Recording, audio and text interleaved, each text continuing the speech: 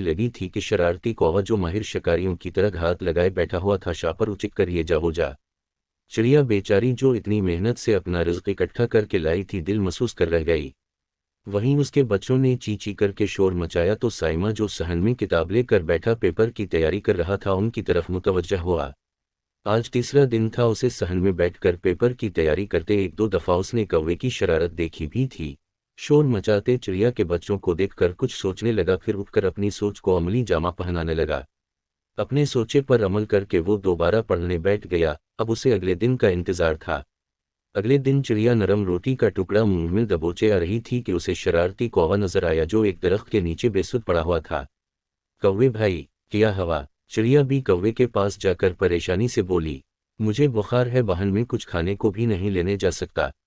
इतना बोलकर कौवे ने अपना सर फिर जमीन पर रख दिया तो चिड़िया ने अपने मुंह में दबाया हवा टुकड़ा और पंजों में पकड़ी हुई पनीर कौवे के आगे रख दी और बोली, ये तुम खा लो, मैं बच्चों के लिए और ले आती हूँ।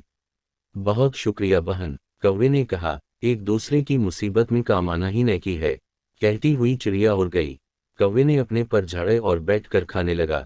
बेवकूफ़ चिड़िया होनहा। कुछ दिन ऐसे ही गुजर गए, शरारती कौवा नजर न आया। चिड़िया के बच्चे भी बहुत खुश थे कि अचानक से शरारती कौवा आया और चिड़िया का लाया खाना लेकर भागने लगा तो डोर में फंस कर रह गया।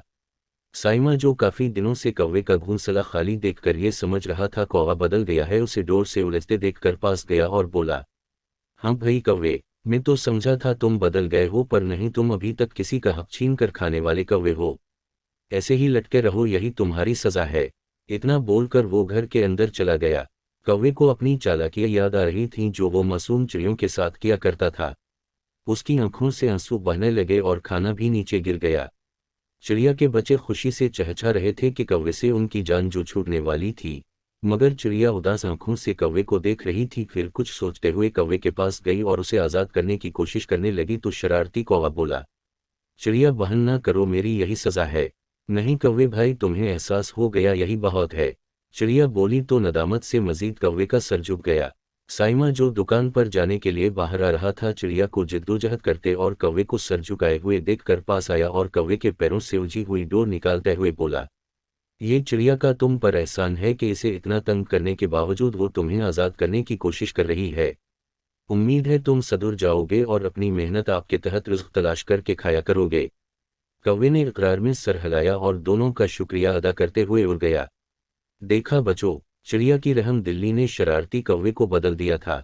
हम भी अपने अखलाक और नरम लहजे की बदौलत बहुत कुछ कर सकते हैं। तो आइए अहद कीजिए हम खुद के साथ साथ दूसरों का भी ख्याल रखेंगे।